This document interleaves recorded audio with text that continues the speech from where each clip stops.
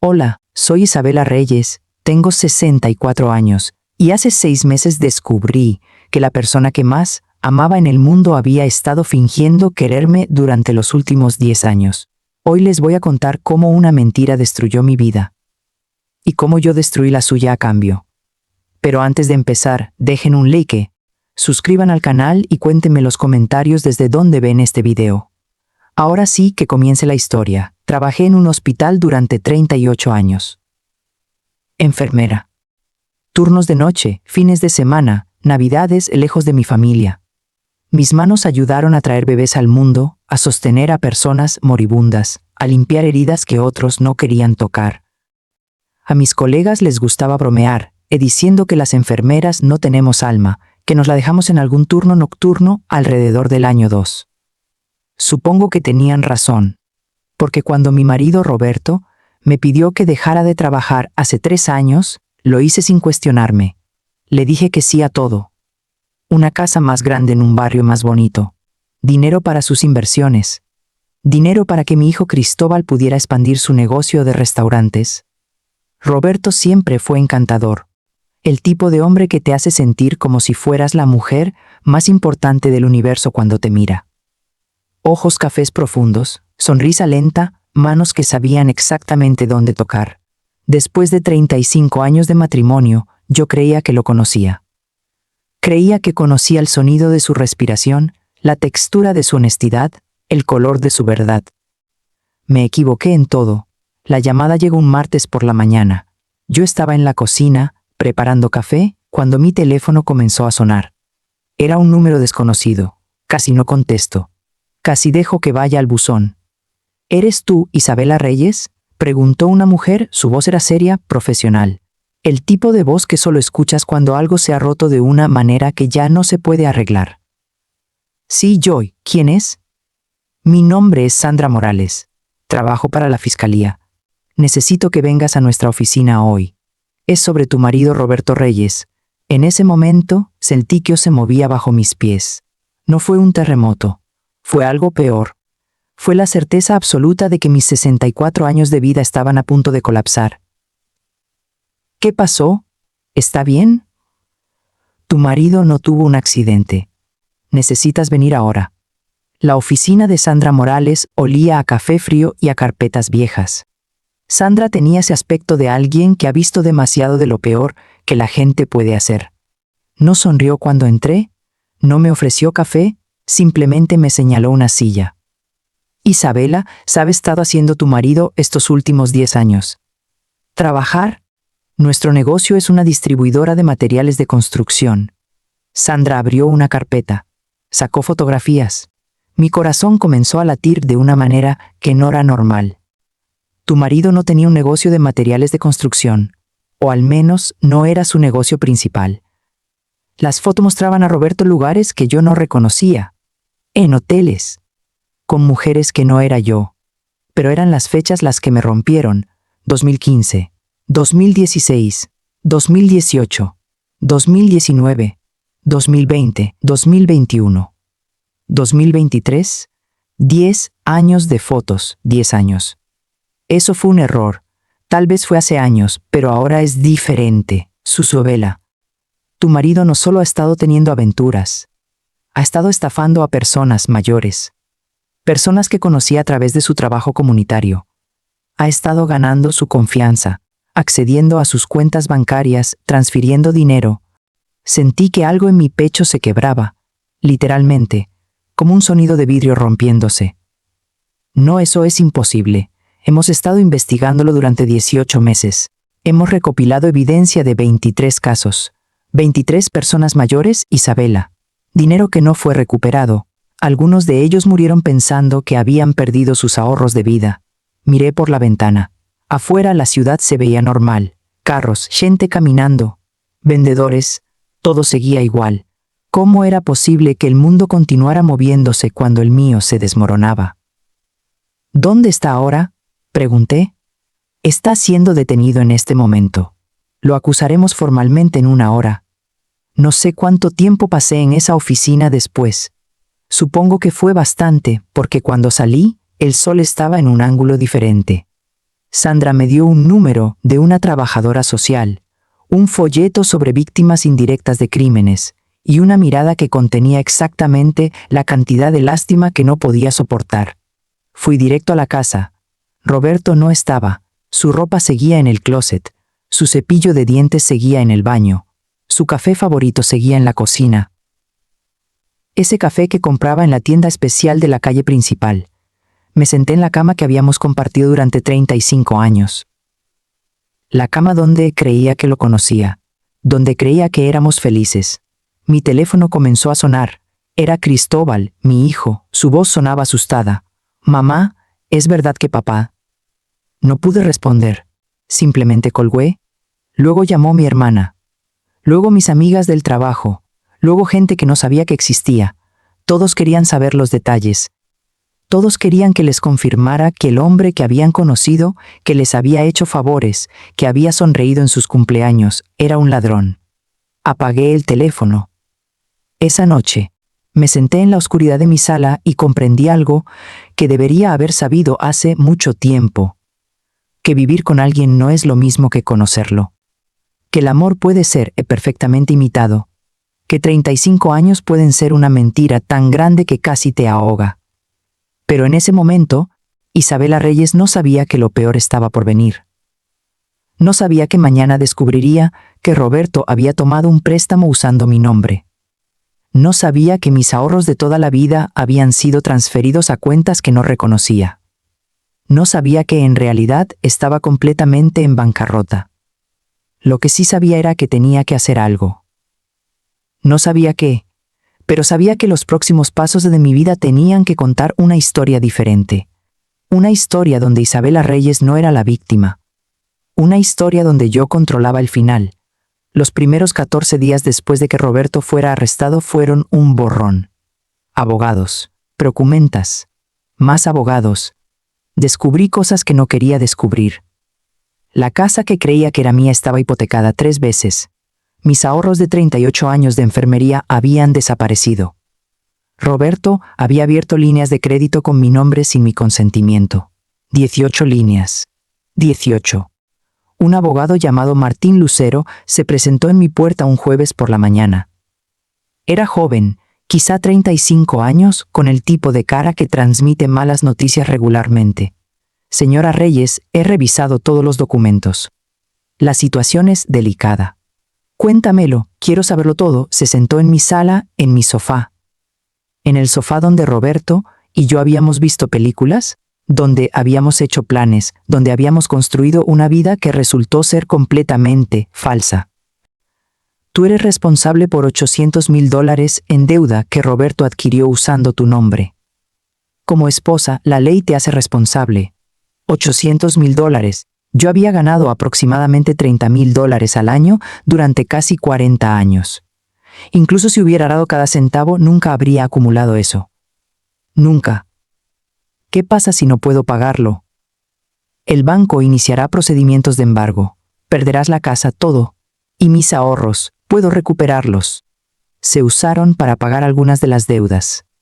Lo que queda está congelado como parte de la investigación criminal. Dependiendo de cómo se resuelva el caso, es posible que recibas una parte, pero... ¿Hizo una pausa? Es poco probable. Me quedé mirando a Martín. Este hombre acababa de decirme que a los 64 años era pobre, más estaba en deuda. Iba a perder la casa. No tenía ahorros, no tenía reservas, no tenía nada. Hay algo que pueda hacer. Podrías declararle bancarrota. Te protegería de los acreedores, pero todavía perderías la casa. Después de que Martín sea Cristóbal, mi hijo respondió al segundo ring. «Mamá, ¿estás bien? Necesito tu ayuda». Hubo una pausa. «Mamá, estoy en una situación complicada. Los bancos están investigando si yo estuve involucrado en las estafas de papá. Mi negocio está congelado. Tengo mis propios problemas. Cristóbal, tu madre está perdiendo su casa. Lo sé y lo siento de verdad, pero si te ayudo económicamente, va a parecer que estuve implicado. Mi abogado dice que tengo que mantener distancia». Colgué sin decir adiós. Así que así era como terminaba, sola, sin dinero, sin casa, sin marido, sin hijo. A los 64 años, cuando se suponía que debería estar disfrutando de los últimos años de mi vida, estaba aquí, en una casa que pronto no sería mía, esperando a que un banco decidiera qué pasaría conmigo. Mi hermana vino ese fin de semana. Llevó comida casera, como si la comida pudiera arreglarlo todo. ¿Dónde vas a vivir?, preguntó mientras comíamos sopa. No lo sé, probablemente tendré que alquilar algo. ¿Con qué dinero? No respondí, porque no tenía respuesta. Puedes venir conmigo, dijo finalmente. ¿Tienes una habitación aquí? Siempre la tendrás. Miré a mi hermana, Rosa, 7 años menor que yo, divorciada, trabajadora social, viviendo en un apartamento de 2 habitaciones que probablemente no podía permitirse compartir conmigo. No, Rosa, no voy a terminar viviendo de la caridad de mi hermana. No es caridad, es familia. La palabra familia me hizo reír. Fue un sonido terrible. Fue el detective Santos quien me llamó. Santos trabajaba en el caso de Roberto. Era cuidadoso, meticuloso, el tipo de persona que nota cuando algo no encaja. Señora Reyes, tengo una pregunta. ¿Sabías que tu marido tenía una cuenta bancaria que no estaba registrada a tu nombre? ¿Cuántas? Una abierta hace 3 años en un banco fuera del estado, bajo un nombre falso. Mi corazón aceleró. ¿Cuánto dinero hay en esa cuenta? $830,000. Sentí que me mareaba. Eso era el dinero que él había robado, el dinero que supuestamente había desaparecido. ¿Puedo acceder a eso? Es evidencia en un caso criminal.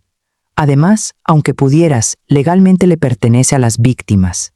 Hay un fondo de compensación para ellas. ¿Y yo? Yo también soy una víctima. Él robó mis ahorros usando mi nombre. Legalmente eres responsable por las deudas, pero no eres elegible para el fondo de compensación. Lo siento. Después de colgar, me senté en el piso de la cocina. En realidad me senté en el piso, como una niña, como alguien que había perdido la capacidad de estar de pie. Roberto había robado $830,000.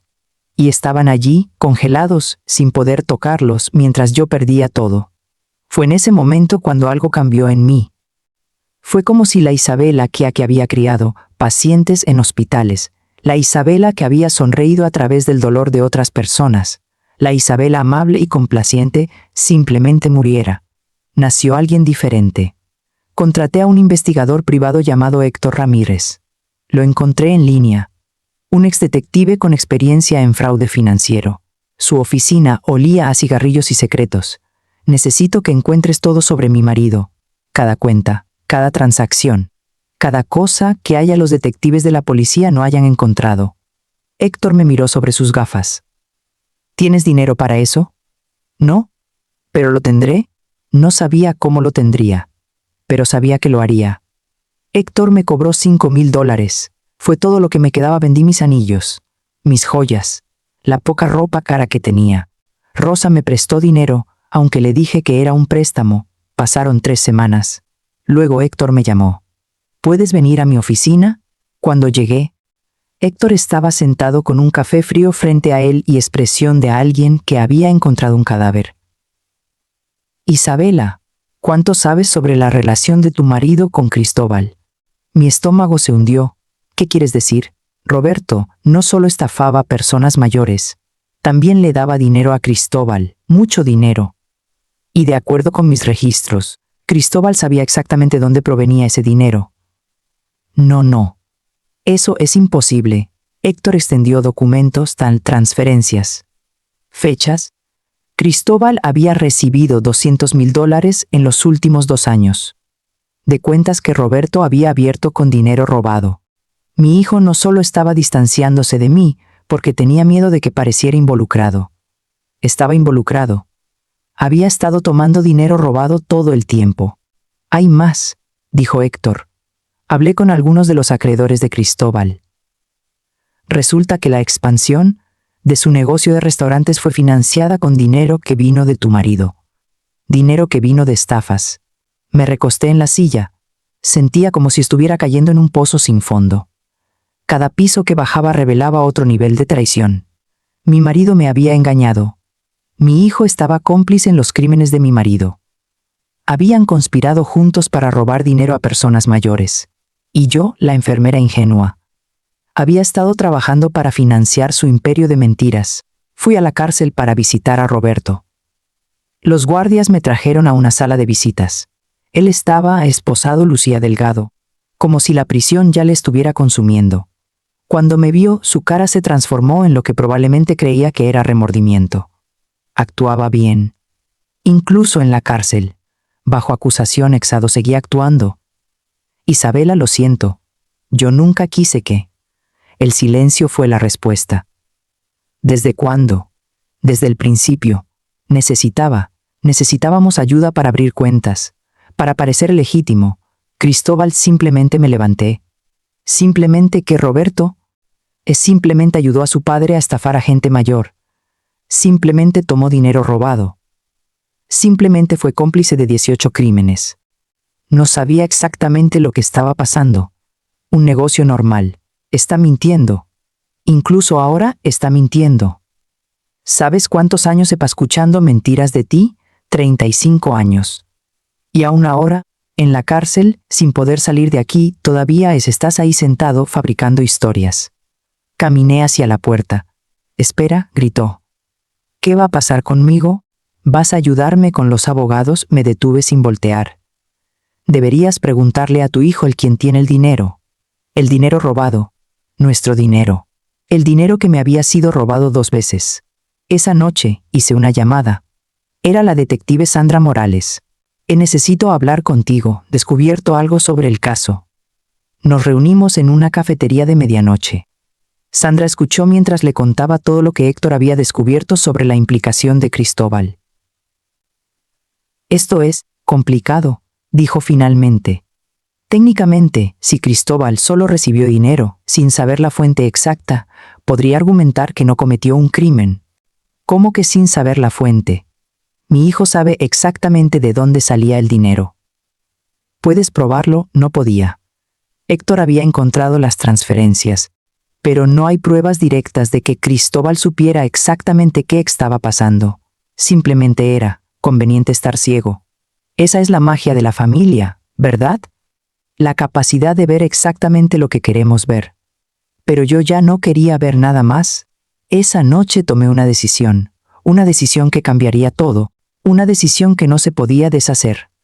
No solo iba a recuperar mi vida, iba a tomarla de ellos completamente. Llevé a Héctor una semana de investigación adicional. Le pagué con dinero que no tenía, prestado de Rosa, pero no me importaba. Necesitaba saber todo. Su oficina estaba más oscura que la última vez. Las cortinas cerradas, las luces bajas. Héctor parecía cansado, como si hubiera estado viviendo dentro de las vidas secretas de Roberto y Cristóbal. He encontrado más cosas, dijo, extendiendo documentos sobre su escritorio. Cristóbal no solo recibió dinero, también ayudó a crear las identidades falsas, mostró contratos, documentos firmados, hojas de cálculo detalladas. ¿Ves esto? Señaló una columna de números. Cristóbal estaba rastreando las estafas, sabía exactamente a cuánto ascendían. No era dinero del que no sabía la fuente. Estaba organizando la fuente. Sentí algo oscuro formarse en mi pecho. No era tristeza. Era algo más puro, más claro, más peligroso. Mi hijo no solo era cómplice. Mi hijo era parte de la estructura. Hay algo más que necesitas saber, continuó Héctor. Cristóbal tiene planes de escapar. He visto comunicaciones con un abogado en Costa Rica. Aparentemente, hay una posibilidad de que retire el dinero congelado en la cuenta de tu marido. ¿Cómo? Está congelado. Hay formas. Si tienes buenos abogados, buenos contactos, si sabes cómo moverte en los sistemas financieros internacionales. Se puede hacer, especialmente si la investigación se disuelve o si hay un acuerdo con las autoridades. Me levanté. ¿Cuánto tiempo tenemos antes de que lo haga? Difícil saberlo, pero basándome en los documentos diría que semanas, tal vez menos, semanas. Tenía semanas para detenerlo, para asegurarme de que no se fuera, para asegurarme de que pagara. Llamé a mi hijo. Sonó sorprendido de oír mi voz. Mamá, pensé que no querías hablarme. He estado pensando, dije, haciendo mi voz pequeña, vulnerable. He estado muy equivocada. Necesito verte.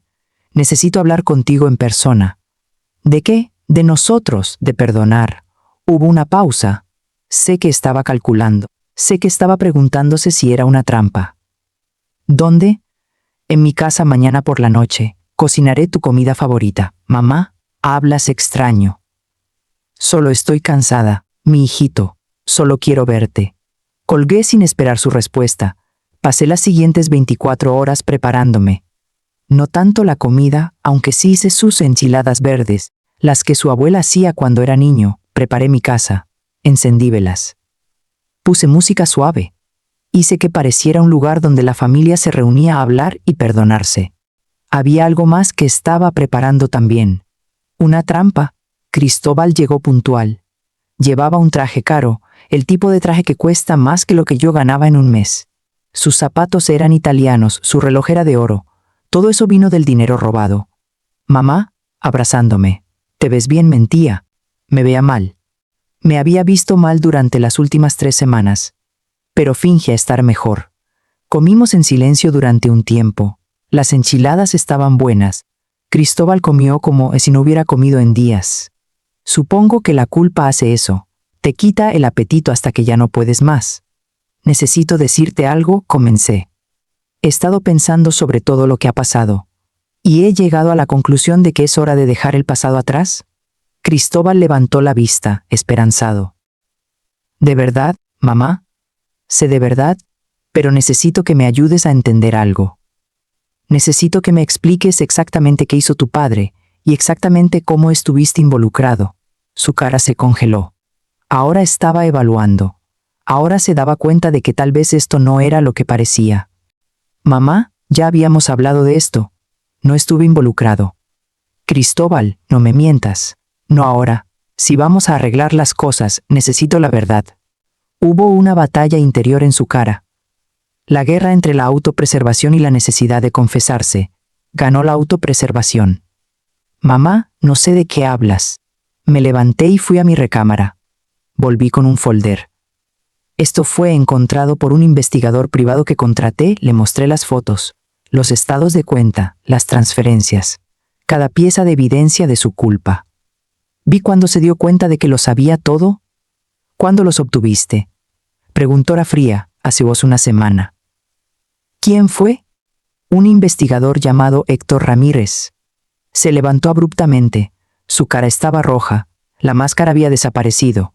Por primera vez en semanas estaba viendo al verdadero Cristóbal. No al hijo preocupado. No al hombre que fingía estar separándose de su padre. Al criminal. ¿Qué planeas hacer con esto, mamá? Su tono no era el de un hijo preguntándole a su madre.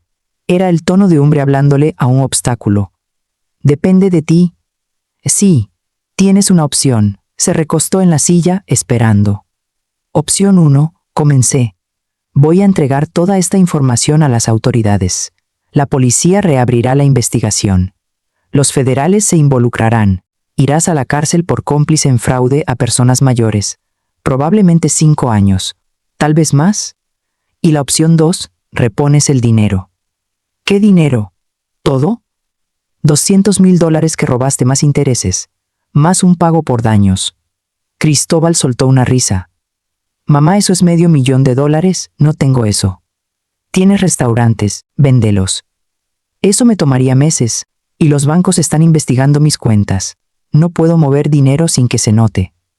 Entonces tienes un problema. Se levantó y caminó hacia la puerta. Vamos a ver qué hace un buen abogado con esa evidencia. Probablemente la van a echar fuera. Fue obtenida por un detective privado sin autoridad. No significa nada. Tienes razón, dije suavemente. La evidencia privada probablemente no significa nada en la corte. Se detuvo. Pero sí significa mucho en las redes sociales. Saqué mi teléfono. Mostré fotos que había estado preparando. Capturas de pantalla de los documentos de Héctor. Pruebas fotográficas de su implicación. ¿Qué estás haciendo?, preguntó pálido. Tengo 2,000 seguidores en mis redes sociales. Gente de mi grupo de la iglesia, amigos de la enfermería, familiares. Si publico esto, si les cuento la historia de cómo mi hijo ayudó a su padre a robar a ancianos para poder financiar sus restaurantes de lujo. ¿No harías eso? ¿Ah, no? ¿Qué crees que pasaría con tu negocio si todos en esta ciudad supieran que fue construido con dinero robado a personas mayores? ¿Cuántos clientes crees que te quedarían? ¿Cuántos proveedores querrían trabajar contigo? Cristóbal se desmoronó, se dejó caer en la silla como si sus huesos acabaran de desaparecer. Mamá, no puedes chantajearme. ¿Chantajearme? No, eso es lo que tú me hiciste. Tú y tu padre fuimos la familia que decidió que era más fácil robar que ayudar. Yo soy simplemente cobradora de deudas. Pasamos las siguientes 2 horas negociando. Cristóbal no tenía dinero. Eso era verdad, pero tenía activos. Los restaurantes, propiedades, inversiones. Le ofrecí un trato. Vendería sus restaurantes. Declararía que necesitaba dinero para problemas personales.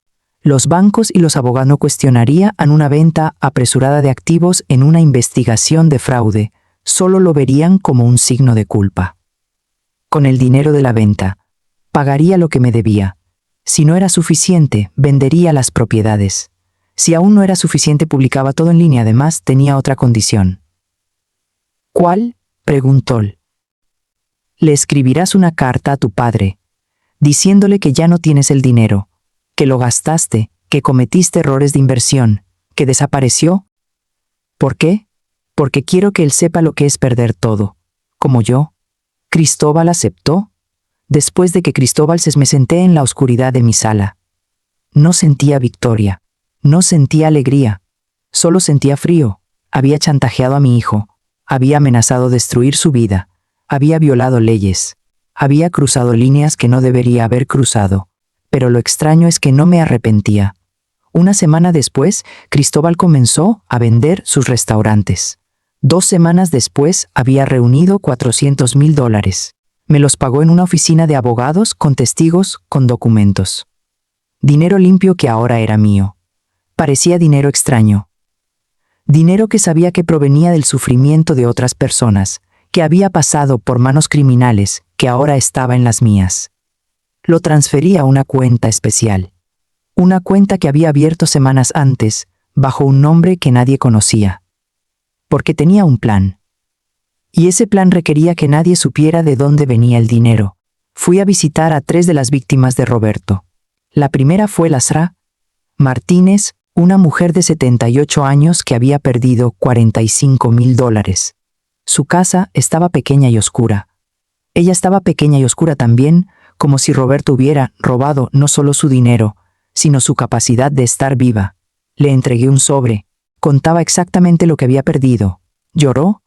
La segunda fue el Ser Domínguez, un hombre de 82 que había perdido $67,000 destinados para su funeral y el cuidado de su esposa enferma.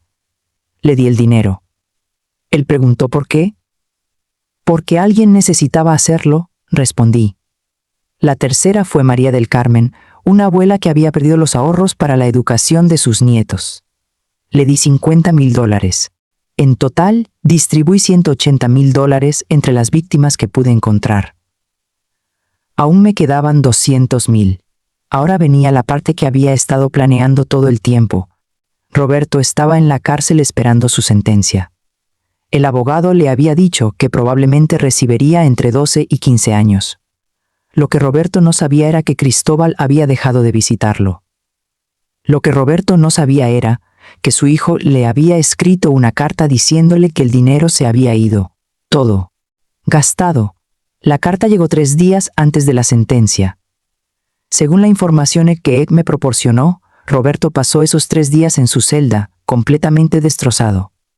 El dinero era su única esperanza, su única razón para vivir a través de esta sentencia. Su plan era salir en libertad condicional, después de 8 años, recuperar el dinero y desaparecer. Pero el dinero se había ido. Fui al juicio. Me senté en la primera fila. Roberto fue traído con cadenas. Estaba demacrado. Sus ojos estaban vacíos. El juez leyó la sentencia, 15 años de prisión. Sin libertad condicional durante al menos 10. Cuando los guardias lo sacaban, miró hacia atrás. Sus ojos encontraron los míos por un segundo. Pasó una semana. Luego Héctor me llamó. Roberto intentó suicidarse anoche. Está en la enfermería del hospital de la prisión. No fue sorpresa. De alguna manera, lo había sabido que pasaría. Cuando destruyes todo lo que un hombre tiene, cuando le quitas su dinero, su libertad, su esperanza, hay solo una salida que él puede ver. Fue a la cárcel para visitarlo. Estaba en una cama de hospital dentro de la prisión con un guardaespaldas. Sus muñecas estaban vendadas. No intentó matarse con éxito. Solo fue un gesto, un intento que falló. ¿Por qué viniste?, preguntó. No entré. Para decirte que sé exactamente cómo se siente. ¿Cómo se siente qué? Perderlo todo. Creer que no hay camino de regreso. Pensar que mereces lo que pasó. Roberto cerró los ojos. ¿El dinero desapareció?, susurró. Cristóbal lo gastó. No, Roberto, Cristóbal no lo gastó, yo lo tomé. Sus ojos se abrieron. ¿Qué? Lo tomé y lo distribuí entre tus víctimas. Algunas de ellas ahora pueden volver a vivir. Lasra Martínez puede pagar sus medicinas. El Ser Domínguez puede tener un funeral decente.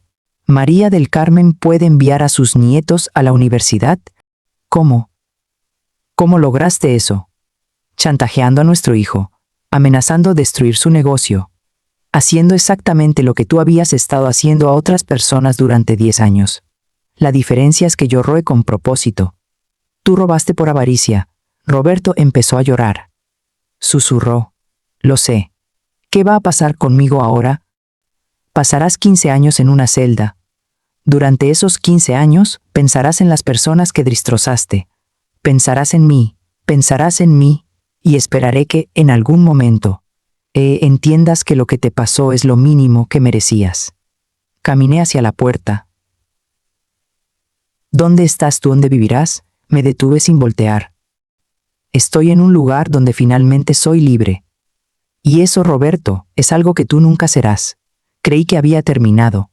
Creí que una vez que Roberto estaba en la cárcel, una vez que Cristóbal había pagado, una vez que las víctimas tenían sus dineros de vuelta, que de alguna manera la justicia estaba servida y yo podría volver a vivir.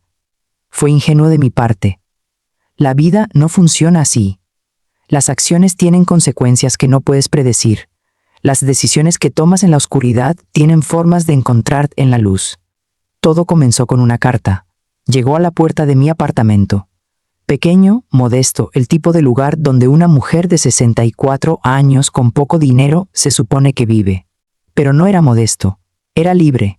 La carta no tenía remitente, solo mi nombre en el sobre, escrito con una letra que reconocí. Era de Cristóbal.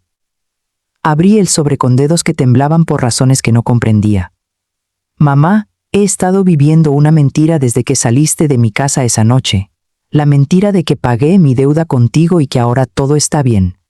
Que arreglamos las cosas. No arreglamos nada. Lo que hiciste fue reemplazar una forma de robo con otra. Roberto robó usando la ley. Tú robaste usando el miedo. Ambos son crímenes. Ambos nos destruyeron. La diferencia es que Roberto se arrepiente. Yo no puedo. Mi negocio se fue. Mis amigos se fueron. Mi reputación se fue. He estado viviendo como un fugitivo en mi propia ciudad, esperando que alguien reconozca los documentos que publicaste, esperando que la policía venga por mí. He encontrado un lugar donde puedo empezar de nuevo, lejos, donde nadie me conoce, donde nadie sabe lo que soy. Pero antes de irme, necesitaba que supieras algo. No estoy asustado de las consecuencias legales. Estoy asustado porque descubrí que soy exactamente como papá, que el dinero robado me hizo feliz, que cuando lo tenía, dormía bien de noche, que cuando desapareció, algo en mí también desapareció. ¿Eso es lo que me aterroriza, mamá? No lo que hiciste, sino lo que descubrí sobre mí mismo porque tuviste la crueldad de obligarme a enfrentarlo. Tu hijo, Cristóbal, leí la carta 3 veces. Luego la quemé en el fregadero, pero no pude quemar las palabras. Esas se quedaron. 2 días después, un detective me llamó. No era Santos, era alguien nuevo. Alguien que trabajaba en un departamento diferente. Señora Reyes, estamos investigando la desaparición de Cristóbal Reyes. ¿Cuándo fue la última vez que lo vio? Hace 3 meses. Habló con él después de eso. ¿Está segura? Hubo algo en su tono que me hizo estar menos segura. ¿Qué está pasando, hijo? No ha sido visto en 3 meses. Su apartamento fue desalojado. Ha desaparecido de todas sus cuentas bancarias. Sus amigos no saben dónde está. Necesitamos determinar si desapareció voluntariamente o si hay causa para preocupación. Estaba mejor. El intento de suicidio fallido parecía haber limpiado algo en él, como si hubiera tocado fondo y descubierto que el fondo tenía una base. Supe que Cristóbal desapareció, dijo cuando entré. Sí, ¿sabes dónde está? No. ¿Crees que está bien? La pregunta me rompió. No sé. Roberto se recostó en su cama de prisión. Hiciste eso, ¿verdad? Lo forzaste a irse. No negué. Merecía hacerlo, tal vez, pero ahora estás donde yo estoy, Isabela, pagando por tus decisiones, viviendo en una cárcel que construiste. Tú empezaste esto. Lo sé, y pasaré 15 años aquí pagándolo. ¿Cuánto tiempo pasarás tú? No tenía respuesta. El caso fue rápido, demasiado rápido. Resulta que Cristóbal había guardado un registro de todo. La noche que vino a cenar, había grabado la conversación. Tenía evidencia audio clara de mí amenazándolo con publicar información si no pagaba dinero. El juez revisó la grabación. La sala quedó en silencio mientras sonaba mi voz. Mi voz diciéndole a mi hijo que si no pagaba, lo destruiría públicamente. Mi voz siendo exactamente lo que había criticado en Roberto, un depredador. El veredicto fue culpable por extorsión. La sentencia fue 3 años de prisión. No lo podía creer. No podía estar pasando, pero estaba pasando. Acabé en la misma prisión que Roberto. No en la misma celda, por supuesto, pero en el mismo complejo. Podía oír los sonidos del pabellón hombres desde el pabellón de mujeres. Las primeras noches fueron desgarradoras. Las camas duras, el ruido constante, las mujeres, las historias, las drogas, la violencia, pero también había un ritmo, una estructura, una claridad que no tenía en el mundo exterior. En la cárcel, sabes exactamente dónde estás, sabes exactamente lo que hiciste. No hay lugar para las mentiras. Una semana después de llegar, vi a Roberto en la cafetería. Nuestros ojos se encontraron por un segundo. No habría triunfo, no habría satisfacción. Solo el reconocimiento de 2 personas que habían llegado al mismo lugar por caminos diferentes. Recibí una carta. Venía de una dirección en México. Mamá, escribo esto desde un lugar pequeño donde nadie me conoce. He estado aquí 2 meses. Ese es suficiente tiempo para empezar a respirar. Cuando desaparecí no sabía qué hacer. Me sentía como si todo lo que era se hubiera evaporado. Pero en el camino, en el carro, conduciendo sin saber a dónde iba, algo extraño pasó. Empecé a pensar en tus víctimas, en los abuelos cuya jubilación robé, en las familias que destrozamos, en las noches que probablemente pasaron sin dormir, preguntándose cómo iba a terminar su historia. Y me di cuenta de algo, que yo había estado en una cárcel mucho antes de que tú me chantajearas. Una cárcel de dinero fácil y conciencia dormida. Cuando publicaste esos documentos, cuando me obligaste a enfrentar lo que había hecho, fue como despertar de una pesadilla. Sí, cruel, sí, fue chantaje. Sí, técnicamente es un crimen. Pero también fue lo único que podría haberme salvado. Porque ahora, en este lugar pequeño, en este trabajo pedí dinero, sin estatus, sin nada que me defina, estoy más feliz de lo que he estado en años, y eso asusta más que cualquier cárcel. Supe que fuiste condenada. Supe que estás en prisión. Y durante 2 semanas me culpé.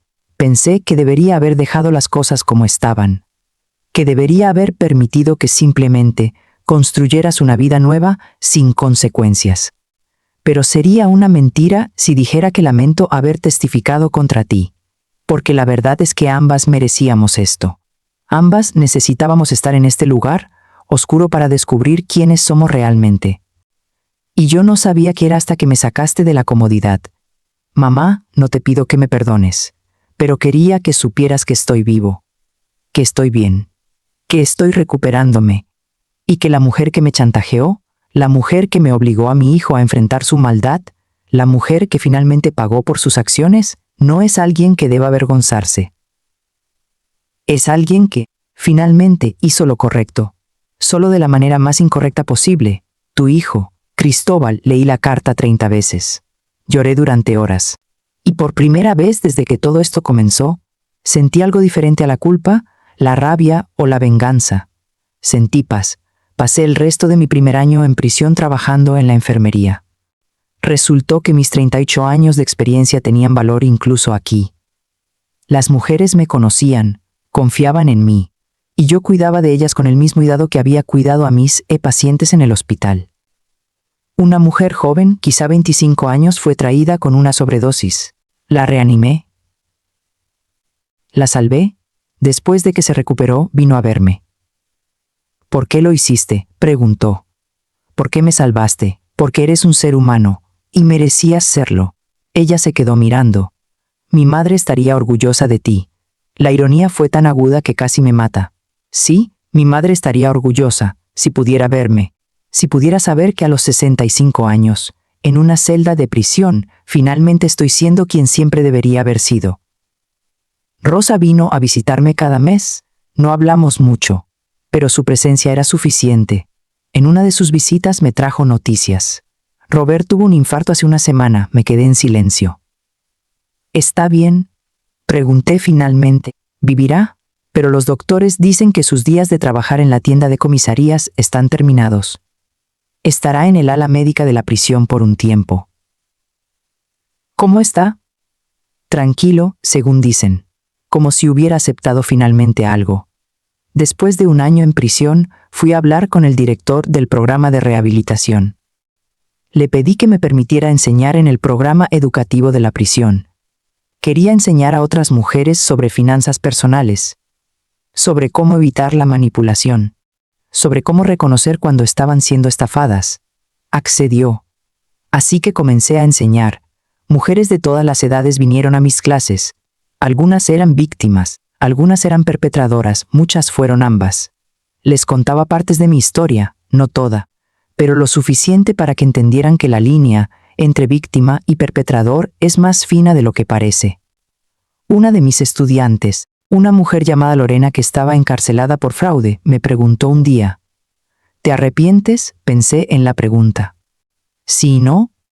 Arrepentirme significaría desear que nunca hubiera sucedido. Pero si nunca hubiera sucedido, no estaría aquí enseñándote. No habría salvado a esa chica de la sobredosis. No habría encontrado mi propósito de nuevo. ¿Así que crees que valió la pena? Creo que hay cosas que no pueden medirse en términos de vale la pena. Creo que simplemente suceden, y lo que importa es qué haces con lo que sucede. En la mañana de mi liberación condicional, me desperté a las 4:47 am. Llevo despierta a esa hora cada mañana durante los últimos 2 años. Es la hora en que la oscuridad comienza a romperse. El momento en que sabes que el día viene, pero aún no ha llegado. En ese espacio intermedio, cuando nada está completamente seguro, es cuando tengo mis mejores pensamientos. Hoy, ese espacio intermedio significa libertad. He cumplido 2 años de mi sentencia de 3. Libertad condicional por buen comportamiento. Por las clases que enseñé, por la vida que salvé, por la persona que me he convertido. Rosa está afuera esperándome, mi hermana, que vino cada mes sin falta. Que me trajo libro do podía, que nunca me preguntó si me arrepentía, porque ya sabía que lo hacía. Las puertas de la prisión se abren lentamente. No hay dramática, no hay música, solo el sonido del metal abriéndose y el aire fresco del mundo exterior tocando mi cara. Rosa está allí con un abrigo simple y una sonrisa que ha esperado 2 años para darme. Hola, hermana, dice. Hola Rosa, abrazamos en el estacionamiento, no hay palabras. Algunos abrazos no las necesitan. Rosa me lleva a un apartamento que ha preparado, limpio, con una cama, una mesa, una ventana que da a un parque. ¿Es mío? Pregunto. Mientras buscas trabajo, mientras te estableces, coloco mi bolsa en el piso. Toda mi vida cabe en una bolsa del tamaño de un maletín de viaje. Es liberador y deprimente al mismo tiempo. ¿Noticias de Cristóbal? Pregunto. Rosa vacila. Vino a verme hace 2 meses. Mi corazón, ¿se está bien? Estarente. De una manera buena. Quería que te dijera que sabe que fuiste liberada. ¿Que está feliz por ti? ¿Dijo algo más? Dijo que cuando estés lista, si quieres, él quiere hablar contigo. La idea de volver a ver a mi hijo después de 2 años en prisión, después de todo lo que pasó entre nosotros, me asusta más que cualquier cosa que he experimentado. Conseguí un trabajo en un centro de atención para personas mayores, no como enfermera. La cárcel no borra antecedentes penales, pero como asistente de enfermería, ayudante de cuidados. La persona que ayuda a abuelos a levantarse por la mañana, que los escucha, que se asegura de que no estén solos. El primer día, una mujer de 82 años, Lasra Méndez, me preguntó mi nombre. Respondí. Isabela Reyes. Mi corazón se congeló. ¿Me conoces? No personalmente, pero sé quién eres. Eres la mujer que fue a la Carlo que le hizo a su hijo. No niego. No tengo punto de negar. Es verdad. Lasra Méndez me estudió durante un largo momento. Mi marido fue estafado una vez, por alguien en quien confiaba. Perdimos $14,000. Eso fue hace 8 años. Nunca lo recuperamos. Pero sé que algunos de sus abuelos sí recuperaron su dinero. Sé que alguien distribuyó dinero a las víctimas. Siempre me pregunté quién. Se recostó en su cama. Gracias por eso. Aunque supongo que pagaste un precio muy alto, lo hice. Pero valió la verdad no volver a ese hombre, no volver a esa vida. Sí, valió la pena. Un mes en el trabajo, recibí una carta del hospital del estado donde está Roberto. El director quería que viniera a hablar con él. Roberto estaba pidiendo que lo visitara. No sabía si ir. Pasé 3 días preguntándome qué haría. Al final fui. Roberto estaba en una cama en la ala médica. Había envejecido 10 años en 2. Su infarto lo había marcado. Su cuerpo ahora es el de un hombre que está contando sus días. Isabela, dice cuando entro. Gracias por venir. Me siento en la silla al lado de su cama. ¿Cómo estás? Muriendo. Los doctores dicen que tal vez 1 año. No respondo a eso. Quería pedirte algo, continúa. Quería pedirte que me perdones. Es una pregunta que ha estado flotando en el aire entre nosotros durante años. ¿Por qué quieres mi perdón? Porque no puedo morir llevando esto. Porque he tenido tiempo aquí para pensar en todo lo que he hecho. A ti, a Cristóbal, a las personas que estafé, a la vida que construí en mentiras. Se para de respirar difícilmente. Y porque sé que tú también hiciste cosas por las que necesitas ser perdonada, y si yo te perdono, tal vez tú puedas perdonarme. Estoy ante un hombre que he odiado durante 3 años. Un hombre que destruyó mi vida. Un hombre que está muriendo. ¿Puedo perdonarlo? La respuesta me sorprende, resulta que sí puedo. No porque haya hecho algo para ganar mi perdón, sino porque cargar con el odio pesa más que cualquier cosa que haya sentido en la cárcel.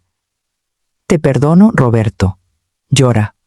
Este hombre que una vez fue tan fuerte, tan seguro de sí mismo, ahora está llorando como un niño. ¿Crees que Cristóbal? Sí. Creo que Cristóbal también puede. Rosa me ayuda a coordinar la reunión. Cristóbal viene desde México, se ve diferente. Su pelo es gris en las sienes. Lleva una carga menos visible que antes, pero aún lleva una carga. Nos encontramos en un café, un lugar neutral, un lugar público donde ninguno de nosotros puede derrumbarse completamente sin que otros lo vean. Hola, mamá. Mi hijito. Es extraño usar esa frase, mi hijito, como si esos años no hubieran pasado. Se sienta enfrente de mí. ¿Cómo estuvo la cárcel? No suavizo la respuesta. Fue el mejor lugar que haya estado. Levanta la vista sorprendido. De verdad. Porque en la cárcel no tenía elección sobre quién ser. No tenía que pretender, no tenía que esconderme. Y en esa ausencia de opciones encontré algo. ¿Qué encontré misma? ¿La verdadera?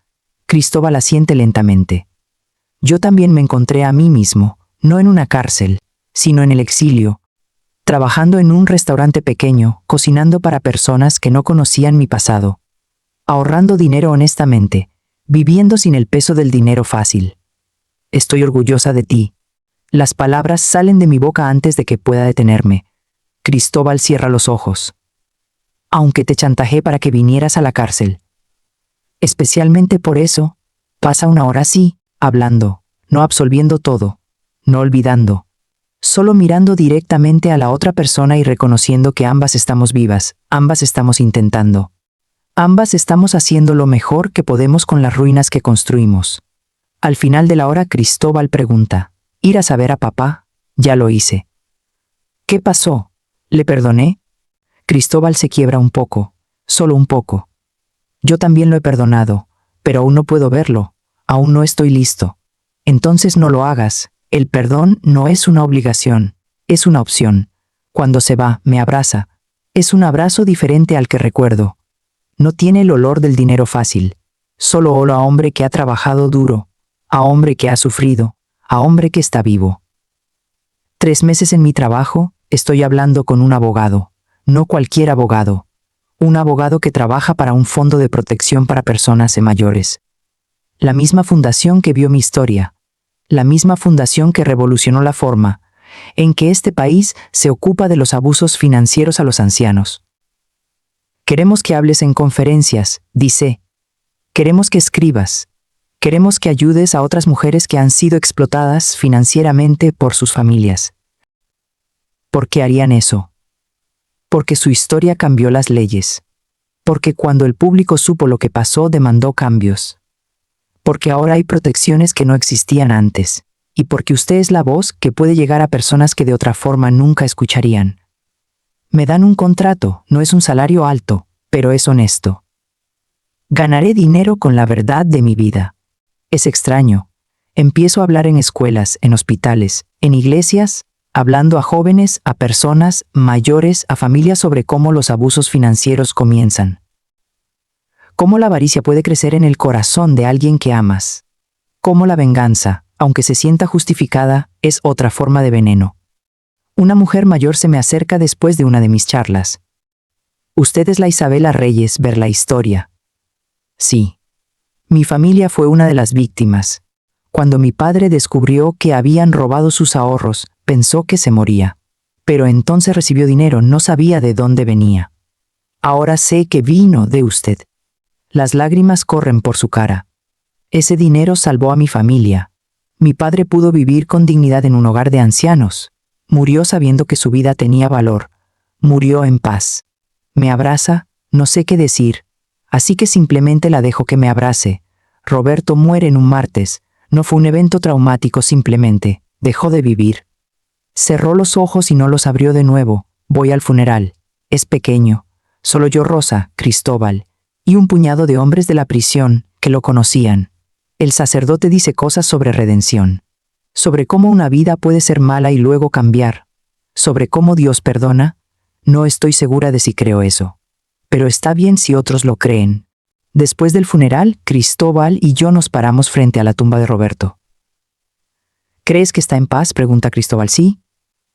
Creo que finalmente está en paz. ¿Y nosotros? Pienso en la pregunta. Estamos en proceso, pero creo que también llegaremos allá. Tengo 67 años hoy. Me levanto a las 4:47 am. Como siempre.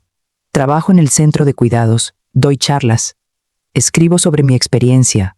Conozco a personas que son versiones más jóvenes de lo que yo era, mujeres traicionadas, engañadas, destruidas financieramente por personas que amaban, y les digo la verdad. La verdad es que el camino de vuelta no es una línea recta. Es un círculo. Empiezas como víctima, te conviertes en perpetrador, te condenas, sufres, y luego, si tienes suerte, si trabajas a duro, te conviertes en alguien que puede ayudar a otros a encontrar ese mismo círculo. La verdad es que no hay final feliz. Solo finales más honrados. La verdad es que el perdón es lo más difícil que jamás haré, pero también es lo único que me ha mantenido viva. Cristóbal vino a visitarme a mi nuevo apartamento. Un lugar más grande ahora, con libros en los estantes, con plantas que he logrado que crezcan, con fotos de mi familia Rosa, Cristóbal, mis nietas por parte de Cristóbal, las que finalmente conozco de nuevo. Está preparando la cena, mi hijo, el hombre que una vez fue un criminal. Ahora está en mi cocina, cocinando las enchiladas verdes que su abuela hacía. ¿Necesitas ayuda?, pregunto. Mamá solo quería hacerlo bien. Lo observo mientras cocina. Noto cómo sus manos se mueven con precisión. Cómo saborea la comida mientras cocina. Cómo se ha convertido en un hombre que ama su trabajo. Y me doy cuenta de algo. Que ninguno de nosotros terminó donde pensaba que terminaría. Roberto pensaba que terminaría libre, rico, con dinero en cuentas secretas. Terminó muerto en una cama de prisión. Cristóbal pensaba que terminaría con un imperio de dinero. Terminó con una vida simple y honesta. Yo pensaba que terminaría como una enfermera jubilada disfrutando de los frutos de mi trabajo. Terminé como una exconvicta dando charlas sobre trauma. Pero aquí estoy, en mi cocina, con mi hijo, con comida casera, con un futuro que no puedo predecir pero que estoy viviendo completamente. Y eso es suficiente. Esa noche, después de que Cristóbal se va, me siento en mi sofá y reflexiono sobre todo. Si pudiera volver al momento en que Roberto fue arrestado, haría algo diferente. La respuesta es complicada, porque si hubiera hecho algo diferente no estaría aquí. No habría encontrado mi propósito. No habría salvado vidas. No habría ayudado a otros a evitar ser estafados. Pero también habría ahorrado dolor, el de Cristóbal, el mío. El de Rosa, que tuvo que verme convertirme en algo que no reconocía. ¿Fue el dolor necesario? Creo que sí, pero no porque Dios lo quiso, sino porque a veces el dolor es la única moneda que podemos usar para comprar el cambio. Roberto robó porque creía que el dinero lo haría feliz. Cristóbal lo ayudó porque creía lo mismo. ¿Yo me creía que la justicia me haría feliz? Todos estábamos equivocados. Lo que nos hizo feliz al final fue la verdad, la difícil, incómoda, devastadora verdad de quienes éramos realmente. Hola, soy Isabela Reyes. Tengo 67 años. Y esta es mi historia. No es una historia de venganza simple. No es una historia de justicia simple. Sobre cómo las familias se destruyen, sobre cómo el dinero corrompe, sobre cómo el perdón es más difícil que la rabia, sobre cómo la redención no es un destino, sino un viaje constante. Si estás viendo esto y reconoces partes de tu propia vida, quiero que sepas algo, no estás sola. Hay millones de personas que han sido traicionadas por sus familias. Millones que han tomado decisiones que no pueden deshacer. Millones que están en el proceso de aprender a vivir con lo que han hecho. Y la buena noticia es que es posible. Si el cambio es posible, la redención es posible, pero solo si eres honesto, solo si estás dispuesto a mirar en el espejo y decir esto. Yo hice esto. Yo soy responsable y voy a cambiar. Eso es lo que aprendí en la cárcel. Eso es lo que sigo aprendiendo cada día. Mi nombre es Isabela Reyes. Fui una víctima. Me convertí en un perpetrador. Y ahora soy alguien que ayuda a otros a no ser ninguno de los dos. Y eso es suficiente. 5 años después de su liberación, Isabela Reyes fundó la Fundación Esperanza, dedicada a proteger a personas mayores de abusos financieros. Ha dado más de 200 charlas. Ha ayudado a más de 500 familias a evitar conflictos similares a los suyos. Cristóbal abrió un restaurante que dona el 10% de sus ganancias a la fundación. Rosa se retiró de su trabajo para dirigir los programas educativos. Y Roberto, aunque muerto, dejó su cuerpo a la ciencia médica como un último acto de redención que Isabela nunca pidió, pero que él decidió dar. La justicia no fue simple. El perdón no fue fácil, pero la vida continuó, y a veces eso es todo lo que podemos pedir,